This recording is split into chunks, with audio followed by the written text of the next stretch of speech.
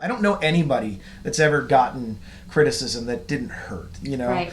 And I think they'll pretend that it didn't or whatever. But first I'll say, yeah, that hurt my feelings. And then secondly, I'll say, is there anything in there that's helpful or true that I can also see? Or maybe that was a blind spot that I should check in with some people that I actually trust.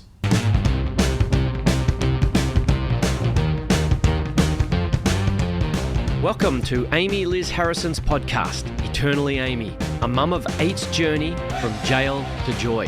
A Gen Xer who overcame her struggle with alcohol to become a best-selling author and mental health advocate. She shares stories of hope and offers ideas for others struggling with mental health challenges, spirituality, ADHD, or maybe just family, travel, and logistics. One thing is for sure, you'll leave with something to chew on. And now, here's your host, Amy Liz Harrison, with your mystery meat sandwich. Greetings, compadres. Okay, I'm here to tell you that at the time of this particular section of recording, it is Christmas break. And so you will hear a lot of background noise, okay? It is what it is. I apologize. I do have a big house, but let me tell you, it is unbelievable that there is almost nowhere to go to escape some amount of noise. So for that, I apologize profusely. But you know what? Life is in session. What can I say? With that, I say, welcome back to Eternally Amy. And today for your mystery meat sandwich, from Chapter 3 of The Four Agreements by Don Miguel Ruiz. There is a huge amount of freedom that comes when you take nothing personally, right? Zing, zing, zing. Am I right?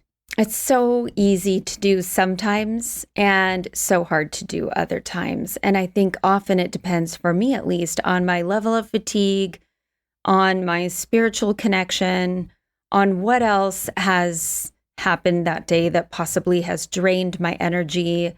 It just depends for some reason, and I wish it didn't. But that's just the reality of it for now. And perhaps I will grow out of this the more that I continue this path of self-improvement. Who knows? Okay, so for your chaplain's chat today, as we move into that, this is going to be a fun time, okay? I've chosen a few different episodes from the archives, the bowels, if you will, so to speak, of my podcasting episodes past. So this is going to be like being at a garage sale maybe, or a flea market, right? And digging through an old box of records and just finding a gem. So my son and I were doing a digital cleanup, and it was as if we were just heading west to California, like in a covered wagon or something in the gold mining days. And it was kind of rough going, right? Digital cleanup, let's not lie, it is not super fun. But then boom, we dipped our proverbial pan in the river and shiny flecks started to appear in the sparkling sun. And what that was we found these old podcast episodes. Ba-bam! Couldn't believe it, okay? And so, look, there are some really cringy ones, and there are some ones that are just, I don't know, they're just evergreen diamonds, and I just love them. And so it is with love that I have selected some throwback episodes that still completely sparkle the same way they did the very day they recorded, at least in my mind, okay? So, disclaimer, if I was apologizing a moment ago about background noise, I really need to apologize for the sound quality of my very first podcasting attempts. Look, like I'm here to tell you, this is prior to my gig at the radio station. I'm going to say these go back to like 2018-ish when I was podcasting in my old house. There was a tiny house in the backyard, and my house pretty much backed up to a very big main drag kind of artery in our town. And so it was kind of loud. I don't know what to tell you. But not only that, inside the tiny house was insulation level basically 0. All that to say, it would be fair to say that it was a primitive and rustic podcasting setup. So I'm going to make this disclaimer that the sound is very super tinny, and my sound engineer, Kyle, is going to hate the sound. And so, Kyle, I apologize. And I love Kyle because he's just a straight shooter, and he's an East Coaster, so he'll just be like, the sound quality is terrible. Like, never do that to me again. So, and I'm sorry, Kyle, I was not meaning to make fun of you. I do this in love because I don't have those kind of guts that you have to just call it out for what it is. So I love it. So anyway, thank you. And what is awesome also about Kyle is that he won't beat around the bush or put lipstick on a pig. He'll just tell me it's terrible. So Kyle, I know, and I'm sorry, but there is some fantastic stuff in this interview of my dear friend, Jesse Butterworth. And so it is worth it. A couple of things currently to bring you up to speed. Jesse is no longer a pastor by official title. The pandemic was tough on a lot of churches in our area, and that is for different reasons and in different ways. And so Jesse is in a new chapter of his life in the corporate world. And on a personal note, he and his wife, Marissa, are still some of our very dearest friends. And for that, I am inexplicably grateful. In fact, we're seeing them twice this weekend. Our daughters are besties. And, you know, I mean, this is like even more so than it was whenever this was that I recorded it, when dinosaurs roamed the earth or whatever. It was a long time ago. So it's just such a gift to grow with friends together, see each other through bunches of different stages, and, you know, be inappropriately joking, laugh out loud friends, to also friends who you know you are 100% safe with. And that's how I feel about Jesse and Marissa. And I know that's how Andrew feels as well. So we're super blessed. So now, please enjoy a greatest hits throwback today.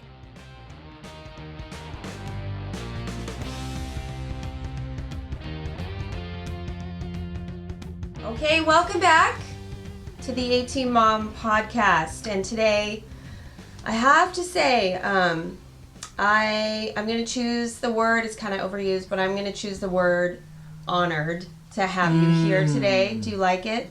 But it's sincere, for real though, because I have a dear friend of mine here, and this is somebody I've grown up knowing, his family, and this is through some of the same Christian evangelical circles that I was in, he was in, and then we went to the same college, although sadly I was a couple years his senior, so we didn't know each other super well.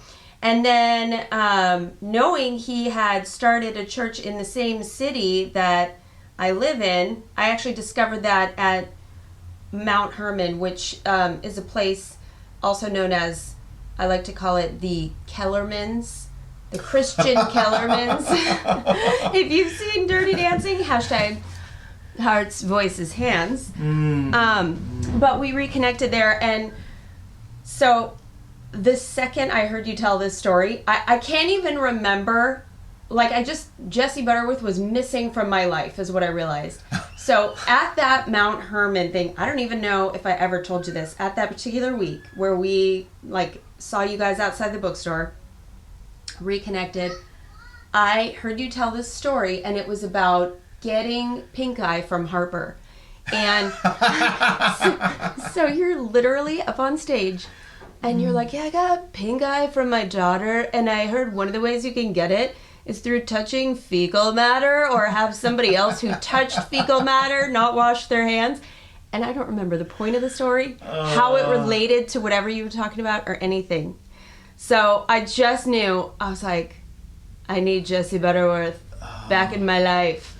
So here he is, Jesse Butterworth. Now, I want to quickly say that before I just launch into this is going to be on dealing with criticism, and that is something that I have seen you do so well. Like, you do a lot of things well. You're talented. Your, like, music gifts are beyond measure. They're amazing. You're a great singer. You're a great artist conceptually. You're a great pastor, public speaker. I mean, you're great at pretty much everything that I wanted to be great at some point in time, / still kind of want to. And so kind of living my life vicariously through you. So. But I want to say that he is great at what we in the 12-step community call Rule 62, which is a joking way of saying that you don't take yourself too seriously. And that's what I always love about you. So with that long-winded and rambling introduction, I am fascinated by this concept of how you deal with criticism, because I suck so badly at it. Like, I suck. It, like, ruins me. I can have paper-thin skin when I know that this is going to damage me if I take this personally. But I do still, and I kind of almost don't even know how to not do it. I'm trying to get a little bit better, and sometimes I do okay. But I'm just wondering, just high level, how do you separate this person is trying to help me, like constructive criticism maybe, from I'm a piece of crap, like sliding into piece of shit mode? Like, how do you not lose your self-esteem? Wow. Well, that is the question, isn't it? Yes, it is.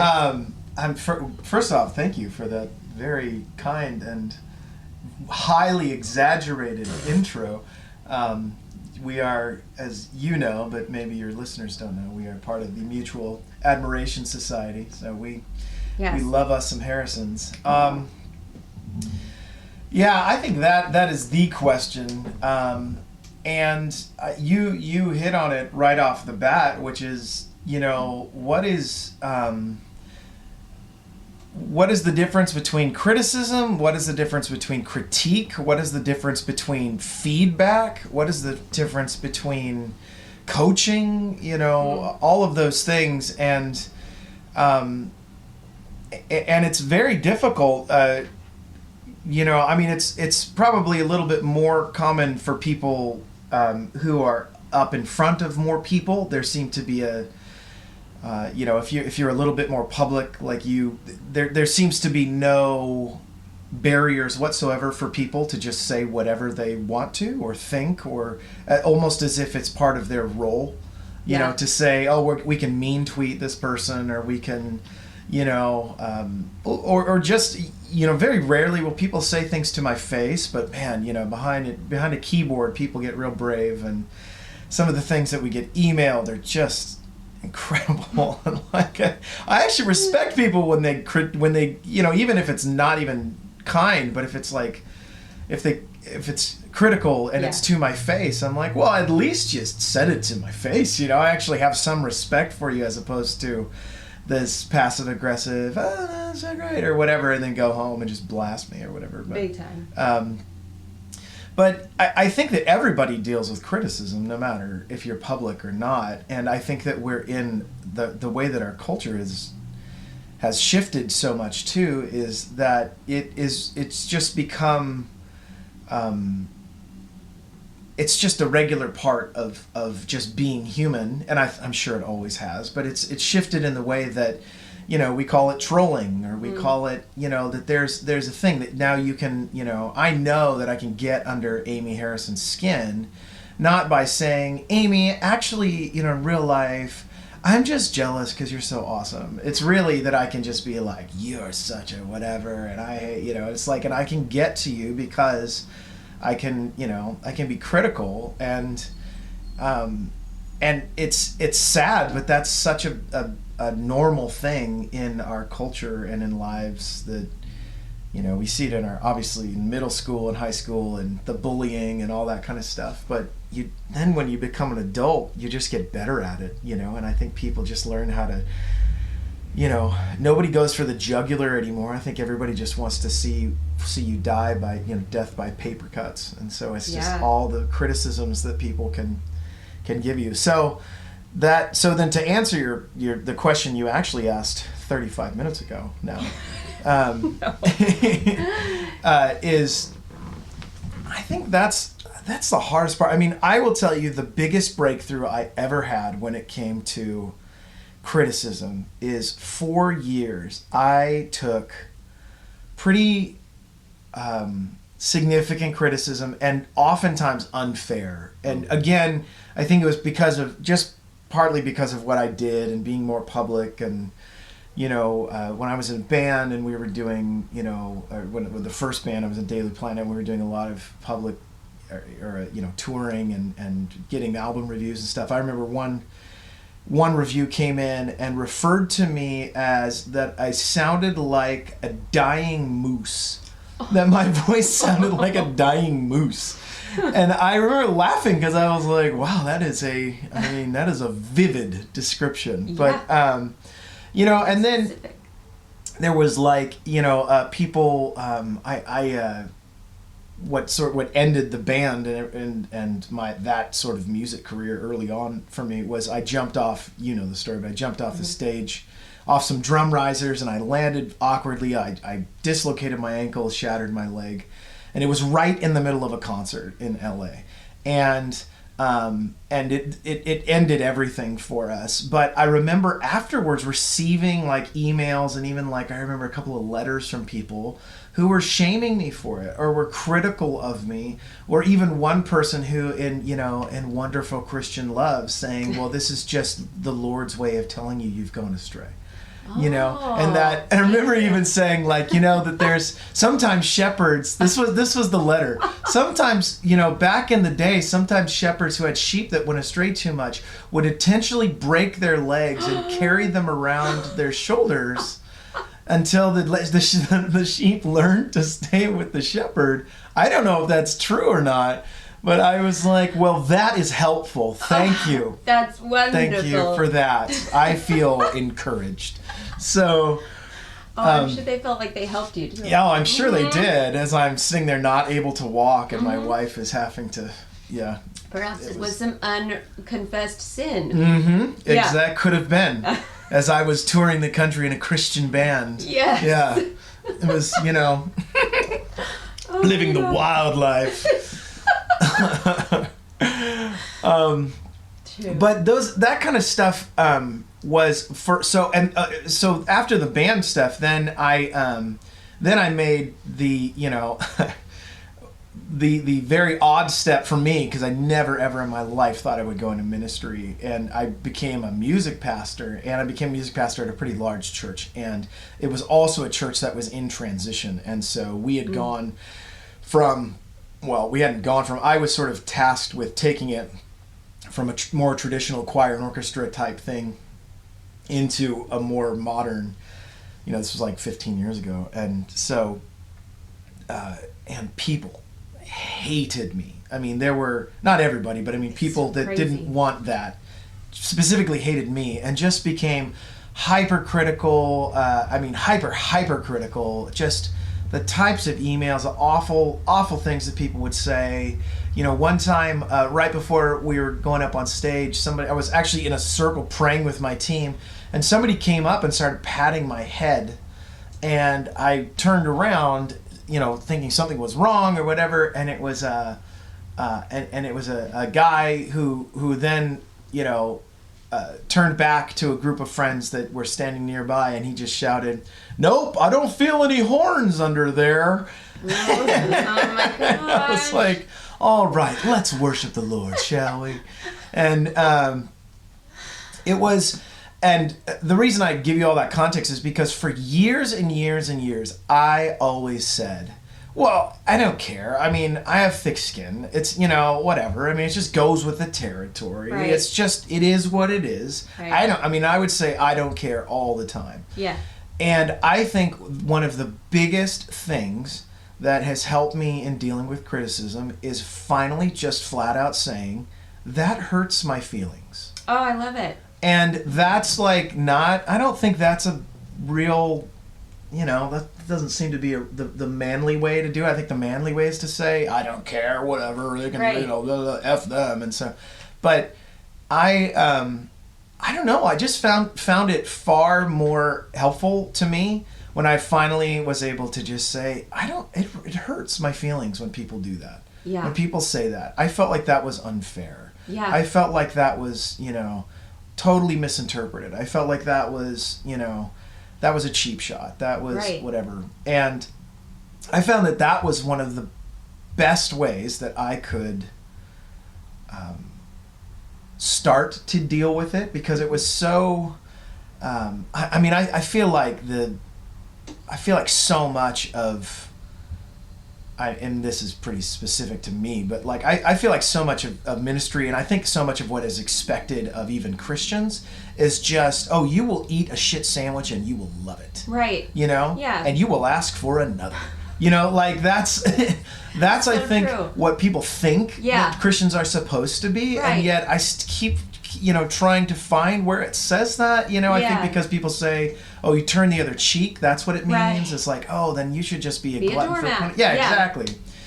And that's just not at all what the whole picture looks like. It's actually very empowered. It's very but it's very freeing because of forgiveness and because of not allowing people to.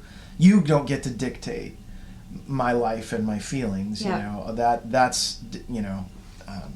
That's dictated by something else, and so.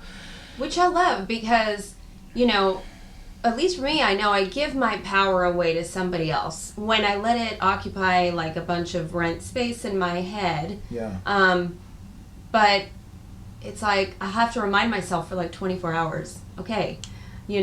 Take your power back. Like, you're not going to think about this and ruminate over it. But I think that's an amazing, like, first step to just say, that hurts my feelings. Yeah. And I think it's really humbling to say that, because I don't like to say that it hurts my feelings. It feels like what you say when you're 7. Yeah. On the playground. Yeah. John, when you took the slide, it hurt my feelings, like...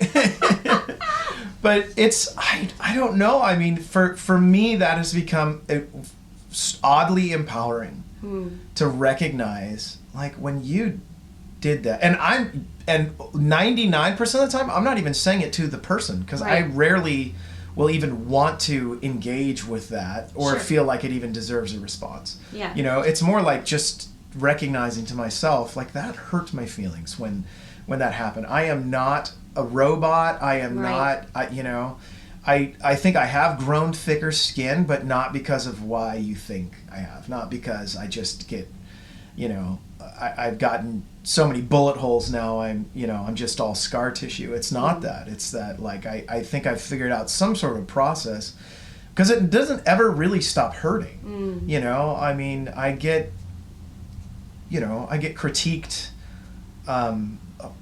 a lot because of what I do, and just being up in front of people, and people kind of think it's their job to, I don't know, to correct or to, criticize or whatever.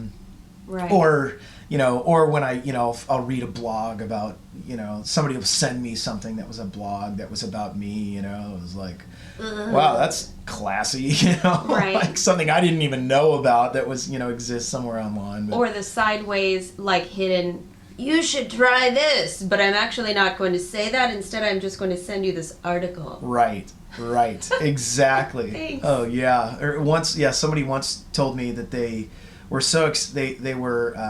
they wanted to, I think they said they wanted to invest into my future, and that's why they're going to pay for me to go to this conference. Oh. And the conference was like, how to speak.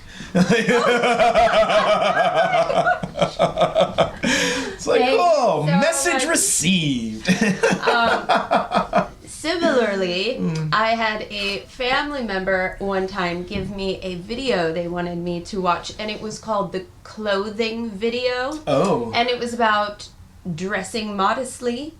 And I thought to myself, there is only one message that, oh no, well, we just found this helpful. Everybody at my church loves it, and it's just so funny. I wonder if people even think about stuff like that. Our culture, I mean, specifically in the Northwest, but absolutely in America, for sure. We are a wildly passive-aggressive people and culture. We don't know, like Marissa has been, my wife she was on here. Hey, holla, shout out. Girl. She's had some health stuff and they don't treat it in America. She's been going over to Germany for these treatments. And it's so interesting because we'll talk about, so she spent, several weeks over in Germany and just talking to German people. And she was just saying it's just so interesting how culturally it's so different. And it's just so much more direct. And Americans think it's rude. But Germans are saying, this is the truth. I am telling you the thing right now, and we're like, oh, how dare you not dance around that? Right. Like it's expected. Exactly. Yeah. And we're just so used to it here. We're so conditioned that if someone were to tell you the truth, we think that everybody, when we say don't be passive aggressive, I think that Americans immediately think, oh, then I must become Simon Cowell. Right. I must become so that it's all truth and no love. Right. That it's just all, okay, well, Amy, then I've been meaning to tell you that, whatever. Like they're just, it's just like coming straight at it with it really, blunt, harsh, there's no tact, there's no grace, there's no love. Yeah. And that's where I think people, we culturally have just so much to learn, and we're dealing with this as even like on staff, and even within the band that I'm in now. West Coast Feed. Yeah, Holla. That we are learning, like, really actually how to ask one another, how do you want feedback? Oh, I love that. Like, what's the best way that you receive feedback? Because we never ask that. And what's interesting is no one's ever asked me that. Especially in like a professional type environment. Because I didn't know, or I don't know if nobody's ever asked me that, but I've never really thought about it. Okay, yeah. Because usually I just go, well, yeah, just tell me. Yeah. And then when somebody tells me, maybe in that moment, it's like not a good time. Or like maybe tell me after, or some people want it real time, some people want it after, some people want the criticism sandwich, of like, give me a compliment, tell me the criticism, give me another compliment, so whatever it is, there's all kinds of different ways, and there's a really fantastic book called Radical Candor that I would suggest that all of America reads. That's really what it's about, is how to give, how do you be honest without losing your soul, basically, is, how do you still feel like a human, how do you feel like you can honor people but still speak the truth in love, and love that. And it's very, we're working through that as a staff. It's been really helpful, and it sparked a lot of really great conversations. But that's amazing.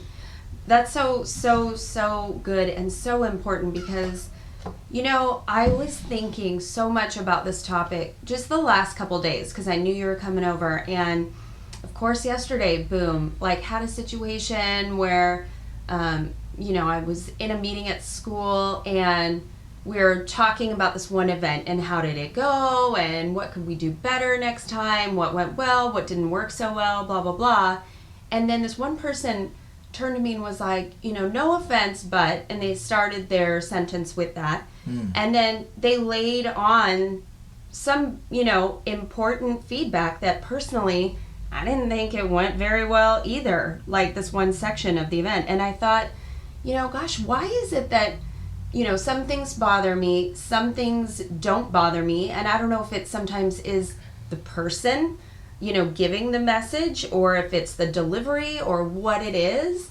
But what I thought about was, big picture, if I'm saying that I want to grow and I want to be open to change, and I want to be, staying curious in life, and I don't want to be some curmudgeon who thinks I have everything figured out, then I should be receptive to feedback. Like, I should be. So I think so much of it has to do with that, like how we receive it. And I've never even really thought about that before. Yeah. I just will bristle sometimes. I'll even start to read an email sometimes, and I'll think, oh my gosh, I know where this is going, and I don't. Yeah. Like, it'll be exactly not what I think. So, yeah. What do you think for you? How do you think you receive criticism well, if you had to pick? Well, I kind of try to, I try to sift. I try to figure out, I mean, even in harsh criticism, I try to, like I said, now, first of all, I will say, well, that hurt my feelings because I put so much time and effort into that. That was not at all what I said or even implied. That was what you took from it. Yeah. From your lens or your filters, you can go back. It's recorded. You can go back and listen. Whatever. Yeah. But that there's so often criticism is just unfair, and the reason it is unfair is because it is coming from, it got filtered through somebody else's baggage. And then it got filtered back to you, but you may also carry similar baggage, and so that pushes on your buttons. Oh, I love it. Yeah. And but when you have to write, it's like the 4 agreements when you go, oh well, if this really isn't about me and this is about them, right? But man, it's so hard. I mean, I think you can't be, unless your personality is this way, you just can't be a cold, unfeeling person. Right. That's just like, I just see data and now I will intake data. It's like, well, no, that hurt my feeling. I don't know anybody that's ever gotten criticism that didn't hurt, Right. And I think they'll pretend that it didn't or whatever. But first I'll say, yeah, that hurt my feelings. And then secondly, I'll say, is there anything in there that's helpful or true? That I can also see, or maybe that was a blind spot that I should check in with some people that I actually trust and say, do you see this? Is this true?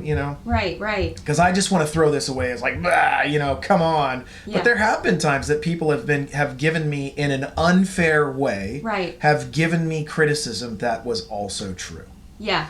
And so that's what's hard, because we want to throw the whole thing away and say, up yours, you can shove it, none of this is true, you're the worst, and and then walk away, when really it's like, well, there's actually an important message here that was delivered in a very unfair way. Yeah, exactly. And so so I try to sift, so I say, does this hurt my feelings? I try to sift. I usually get rid of it. I don't keep it in a folder, or if it's written or something like that, I try to delete it pretty right away, because I don't want to come across it again. Sure.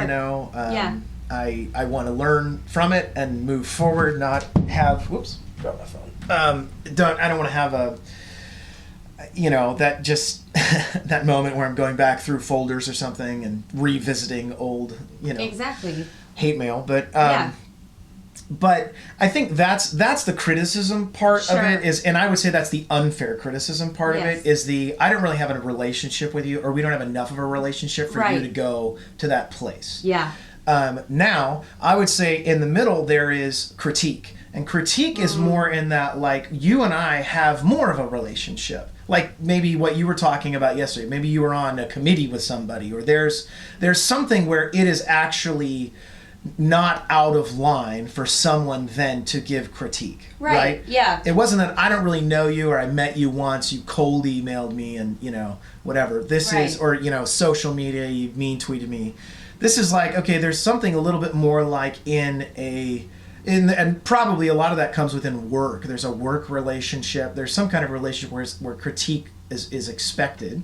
Yeah. And that I think is more just about, sometimes I think it's okay to critique the critique, and again, it's just really having the emotional intelligence to know when to give that. So if that person gets up and publicly critiques something that you were in charge of, then probably not, probably it's going to look like bitter grapes if you got up and said, I would like to say that maybe next time, why don't we talk more about the problem and less about the person? That would be helpful, whatever. And then, because that's just going to look like, oh, Amy's mad, Yep. But then you can go up to her afterwards and just say, hey, I appreciate what you said, and I actually don't disagree. I think that we could, just in the way that you worded it, it felt more like this was a personal attack as opposed to a let's go after this thing. I don't know if that happened, but that. No, but that, I mean, you just you said a ton of great things. Like, I wish I had 75 hours because so many things have just hit me. But that is so true, is that I was introduced to that concept of having appreciation for feedback. So if someone is giving me criticism, feedback, coaching, whatever it is, to very first thing I'm supposed to say back is thank you. And it's amazing. I thought that was cheesy at first when I heard that, but man, that can actually really dissolve any kind of feelings of resentment that are starting to kind of brew up in me. If it's kind of a person that kind of just, I feel like the deliverer of the message is just kind of trying to be rude, or I don't know them very well, or whatever. And it's like, gosh, well, thank you. Thank you for sharing your opinion. Yeah. And that's another thing that I have to try and remind myself is this is their opinion. It's not fact. Like, it's not like I can look this up and find out that this is 100% true. Yeah. Because like you said, it's, these things that we filter through our own baggage and through our own backgrounds and insecurities and all these things, and so I love that. And then somebody had shared with me this acronym, and it was like for think. And it was, is this message, is it true? Is it helpful? Is it, I can't really remember the I, so I'm going to make it up. Let's say encouraging with an I. Encouraging with an I. We're going with that. It's probably more true. Yeah. No, but I love it. Let's do that, because the next one is necessary. Is it necessary, and is it kind? And I think... most of them are thin. Right? Yeah. People miss the kind part. Yeah. So true. It's all okay, and they miss the stuff in the beginning because it's so carefully worded that you miss any importance of the message. Totally. Because it's so, I don't, Do you get nervous, like, that someone's going to take your words and twist them up? And we talked a little bit more at the beginning about, like, that feeling of being misunderstood, and I think you use the word misinterpreted, and like that to me is the worst. That's where I get like, I want to put my guns up, because I'm like, that's not at all what I said or how I said it, and not my intention, but you took it and you did this. Do you get nervous at all about that stuff? I think that is one of the, to answer your question, yeah, absolutely. I mean, I don't know that I'm nervous as more as I'm just aware of it. And that's just what I believe that the potential of being misunderstood is like 99% of vulnerability. That's what it is. I mean, that is, I so don't know if I'm being vulnerable to you because I'm trying to communicate something as best as I can. Right. And I don't know if I am communicating this clearly to you or not. I don't know how you're hearing it through your ears and your life and your experience and your knowledge and all of that. But, and so I try to go to a lot of, especially when I'm teaching, I try to go to great lengths to really take something that might be a bigger or more complex idea and really try to boil it down into something that's more in a simple form that I can understand, and that I feel like everybody could understand. And yet it's not that way. I mean, I have gotten very publicly rolled under the bus a few times for things that were totally untrue. And I just, was like, I'm not, and it felt like it wasn't, because I feel like defending yourself is certainly that there is absolutely a place for that. I don't feel like that's a no. I just think that there's just a time of just going, you have enough energy and enough hours. You only have so much energy and so much hours in a day. Right. How do you want to deal with that? Yeah. And, and several of these times where it's happened, I just go like, well, that was just a misunderstanding. And the people that know me will know that that's not me. That is not my character. That is not true. And I'm just going to have to trust that that's... the people who know me. And if they did think it was true, I'm also going to have to trust that they're going to come up to me and say... hey man, have you ever thought about that? This actually, have you seen this in your life? I'm going to trust that people will give me helpful feedback. I've heard another acronym that says, it's not an acronym, it's a phrase, and I'm just going to throw it out there because it popped into my brain and I totally interrupted you. I'm sorry. But it was people who mind don't matter.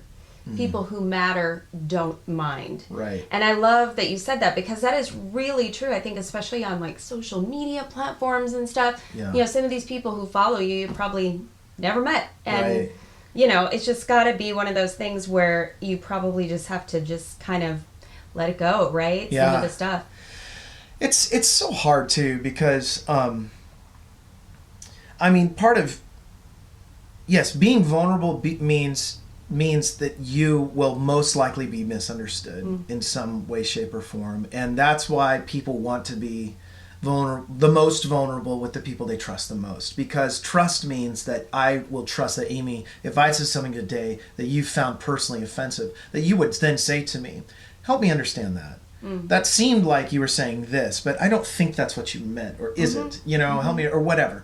That's trust. And then I could continue to, but the truth is that we don't get that. I mean, especially in this world where everybody has a quote unquote public or whatever it is with social media, where I don't know, I'm not in personal contact with these people, or people create narratives constantly in their heads just based on 3 pictures they saw on Instagram. And so, you know, I talked to somebody the other day who said, man, somebody told me that you're still pastoring. And I said, well, yeah, I never stopped. What do you mean? And they said, oh, well, gosh, you're on tour all the time. I said, well, no, I'm not, and they said, oh, they just created an entire narrative based on 3 pictures they saw from last fall or something, Yeah. So, but I think when people, when you put anything out there, there is always the fear or the possibility of misinterpretation. Sure.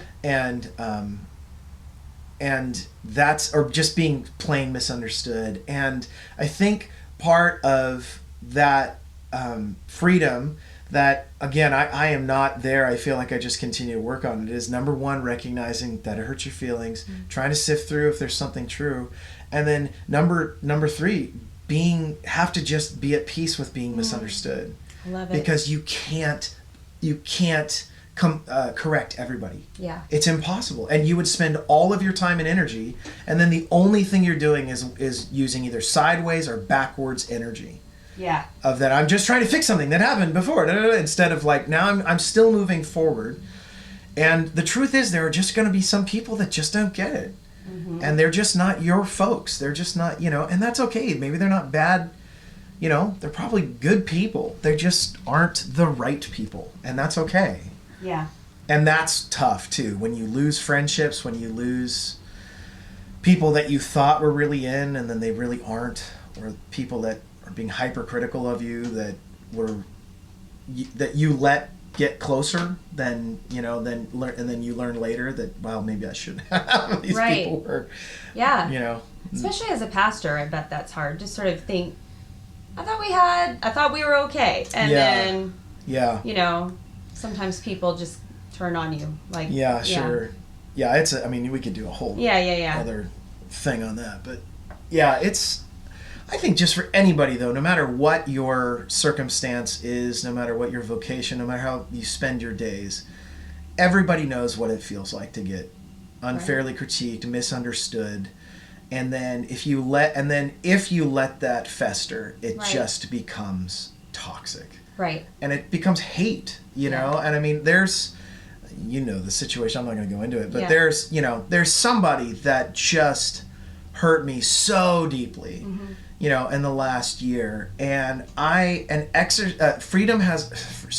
forgiveness has become such a daily exercise for me, of just, because I will find sometimes if I'm driving, I'll start, and you kind of just go into drive amnesia where you aren't even, thinking anymore. You're just off in some daydream or whatever. Occasionally I'll start having like revenge fantasies or, like, or just, I wonder if they're whatever, and you just and then once you kind of come to and realize that you're having that thought, it's easy then for me to either go, sometimes, I wish that this wasn't all the time, but sometimes I actually then will come to a more conscious place and then take it even further and say, oh man, well that would be, would be even worse though, is if this happened, or oh, you know what, if I ever saw them, you know what I would say, and then I go to a conscious place and now I'm scripting it, and now I've got this movie that's playing in my head, and that's the toxic version. Why did I just allow that person more time in my mind, in my brain? Where, and I wish I could say this was all the time, and it's really not, but in my best moments, that's when I pause and I become conscious of those, of that hatred or that feeling of unforgiveness, and I have to just pause and say, God, help me to forgive. And that's pretty much usually the only thing I can get out. Right. Because I don't get anything more eloquent out or more feeling or more loving. It's just like, God, I got nothing for these people. So if you can, And for me, I feel like the forgiveness is actually more for me too, because then I'm like, okay, I'm not gonna, carry this burden anymore. I'm not gonna carry this backpack of being pissed. It's just too much, and I love that. I've seen that about you so many times, is that, you just have this great way of like, okay, I'm not gonna, moving on, next thing. Like, I don't know if compartmentalizing is the right term or whatever, but I love that you can shift gears, and then you'll get up on Sunday and you'll, you don't let it take you down. I mean, I've had plenty of times I've wanted to crawl under my covers and just eat Cheetos. And absolutely. Know what I mean? Oh, absolutely. I mean, I find that there is something, and I don't know what it is, and I am not I'm not a motivational giant, I mean, I've always struggled with my weight. I've always struggled with consistency in exercising. And was, I'm not a hyper disciplined guy. Like, my dad is super disciplined. Like, I mean, I know at 6 a.m. I know where my dad is every day. He's in front of his Bible with a cup of coffee. That's not me. I'm much more of an artist temperament, and probably, if anything, you'll find me at 1 a.m. in front of a guitar, or, with my guitar or something. Like, that's a little bit more my thing. But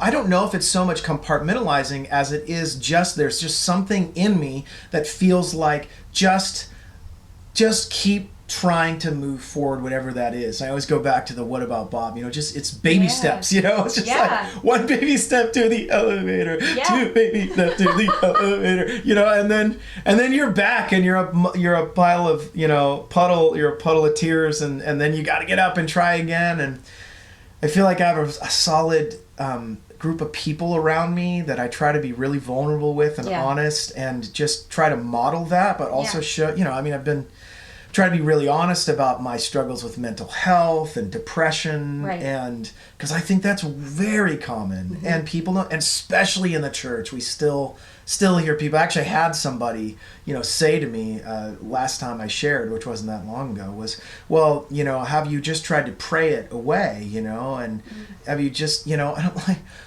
yes, I have, I mean, but why don't you go up to the lady with Lou Gehrig's disease and ask her that too? Yeah. Did you do that as well? I mean, we just don't have enough understanding of it, that there's still this sort of like, well, you can just conquer it if you just think hard enough, pray hard enough, if you weren't so sinful, it would be whatever. Yep. But I try to have that openness with people so that they feel like they can be open with me. And I have a couple of friends in particular that I feel like have illuminated blind spots to me that have not been fun, but have been so helpful and so necessary.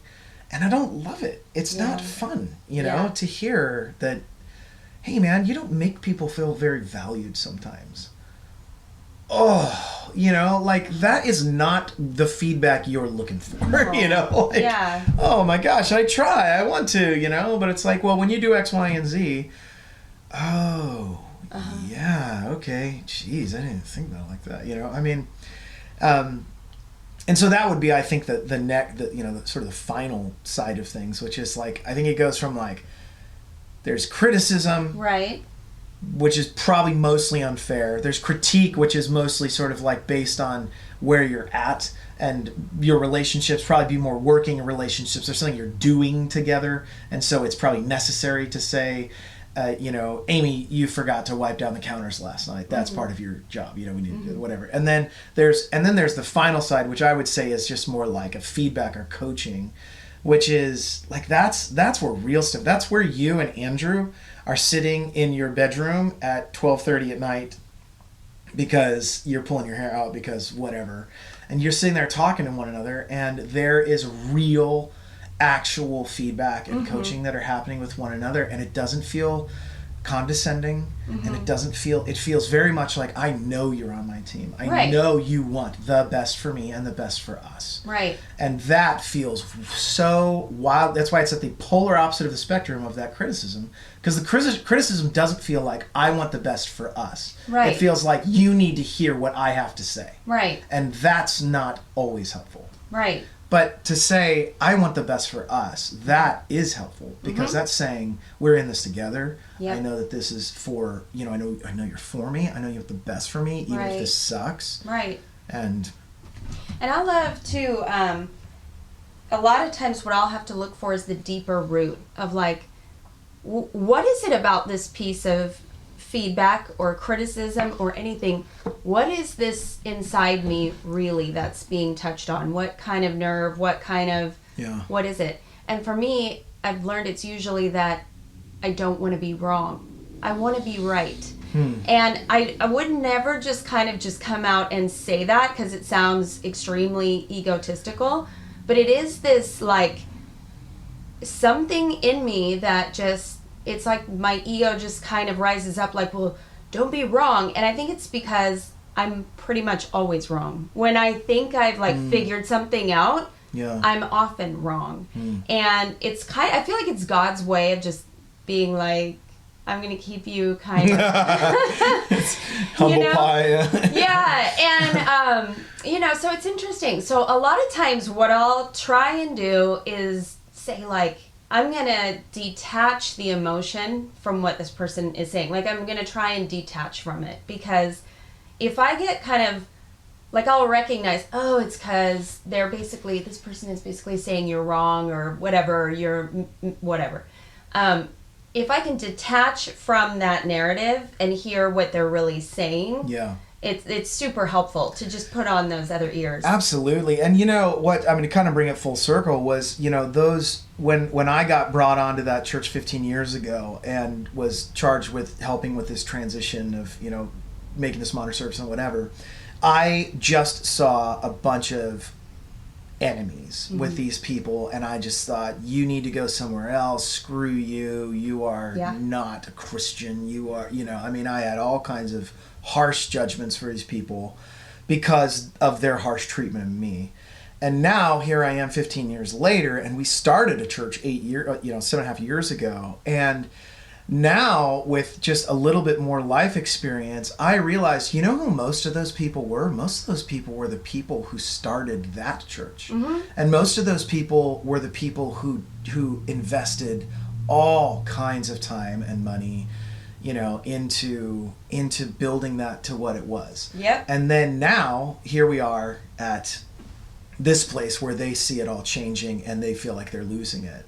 And they're taking it out on me, but really what they're saying is we're mourning right now. Absolutely. But I didn't see that then. Sure. I didn't have that kind of, ability to see. And that's where I think, just again, when you surround yourself with good people and have people, it's such I roll my eyes because it just become this like, it almost means nothing anymore, but like, you've got to have mentors in your life. And I think people think mentors, like, it needs to be a very formal thing. We meet every Tuesday at Sherry's for coffee. And then, like, it's like, you just, I think of like your husband Andrew is a very good friend, but I also think of him like a mentor because he's got more experience than I do. He's way smarter than I am. And like when we sit and talk, I enjoy our friendship, but I also almost always learn something. And I feel like having those types of people who just have a different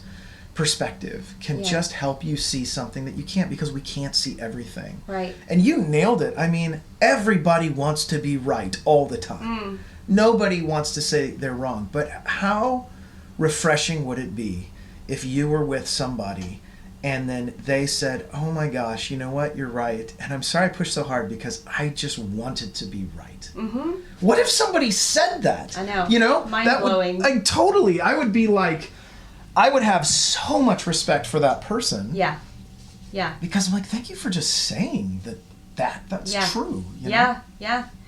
Okay, so we are going to start to wrap it up, but here's what I want to say is that your transparency, and I know that's kind of like transparency and authenticity, those kind of like these buzzwords today, right? But it's like, I can't sometimes think of a better word to say it, but your ability and willingness to share these things, a lot of times from the pulpit, and to talk about things like mental health, and to talk about, struggles and situations and times in your life, that were difficult and challenging. It is so, in my opinion, so much more powerful than, a pastor or any kind of a leader or person who will stand up there and just say, well, this is, how it is, and this is the truth. And a lot of times we forget, because those people have this kind of body language or this kind of vocal tone or presence or whatever. I think a lot of times we forget that, people who aren't really willing to actually consider other sides of something or sift, as you said, I'm just having less and less and less respect for those people, because it just, it's like, I know what it feels like to be 14 years old inside, when those things happen, where I want to say to myself, that hurt my feelings. Yeah. And I love that you refuse to jump on that train, like that arrogance train, like this train of like, I'm always right and I know everything all the time. Especially as a pastor, you're in a, place of, I don't know, authority is probably not the word I'm looking for, but you're in a position where people look to you a lot of times for advice and for, just spiritual guidance or, whatever. And I have always admired that about you, that you have that ability to just be open and be approachable. And one of the reasons why we immediately loved Rain City was because you created that tone, is that you weren't going to just stand up there and be this, I'm this emo kind of pastor and I'm this great, amazing, you know what I mean? Like, you refused to do that. And that set the tone of like, this is the culture that we have here. And it changed my world, because I came from a church that was very much the opposite, that we went to for a long time out here. And I would say to know you and to be your friend, and same with Marissa. I adore that woman, as you know. I think she's Davy Jones dreamy, but I do. But you guys, to have you in our lives is amazing. Like Andrew and I talk about it all the time, just how much we love being able to talk about anything with you, and to, be able to share nasty things with you that are going on in our lives, or it sounded weird, maybe not nasty, challenging things. Yeah. But you've always created that atmosphere of, I went through something similar and this is what happened, or there was a time in my life when this or whatever. And just that connection and that camaraderie has really, I don't know if you realize it, but it really elevates you, like among your peers who are doing similar things. And I am so grateful. Like, I'm so grateful that you would come here today and that you would share with us. I wrote down 1,000 things, but I just want to say, first of all, will you come back?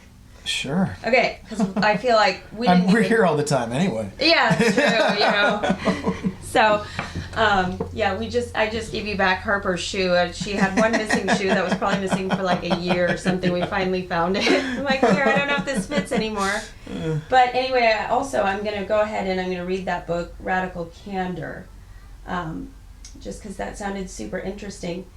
So, Jesse, thank you. I loved what you shared about saying this hurts my feelings, being able to sift what somebody says, and then to be at peace and to have that, understanding that some people are just going to misunderstand. That's okay. I'm not going to spend a bunch of energy trying to make them understand. Some people just can't or won't. And so, and you've been a role model for us in, things like getting therapy, going to counseling, all things that I love, and become so dear to me is working on that piece of my mental health and my emotional state. So I just want to thank you for your friendship and also for your time. Yeah. I give you the Justin Bieber heart, hand heart. Thank sign. you for having me, and thank you for all of the kind words. That means a lot. So, okay. Thank you. I love you lots. And now for your bailout bag. Gosh, I don't even know what to say, gang. I hope you enjoyed this episode as much as I did, or somewhat as much as I did. I just thought this was fire, and I just love rehearing the simple reminder of saying, that hurt my feelings. I just was like, I don't know why, completely blown away by that simple truth. And I love it so much. And I know that might sound like your no-doy moment of the day or the afternoon or whatever, but there's just something so wonderfully beautiful about loving ourselves and having the self-care enough to just say it. Just say, you know what, that hurt my feelings. So, anyway, thank you so much for listening, you guys. Be kind, rewind. Thank you for the honor of your time. Take what you like and leave the rest behind.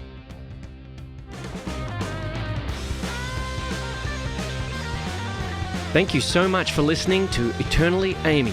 Amy Liz Harrison is a best-selling author, speaker, 12-step coach, meditation teacher, and recovery advocate. To find out more, please visit amylizharrison.com. Keep up with Amy on all platforms by following @AmyLizHarrison. Please subscribe and review this podcast. It means so much to us if you do.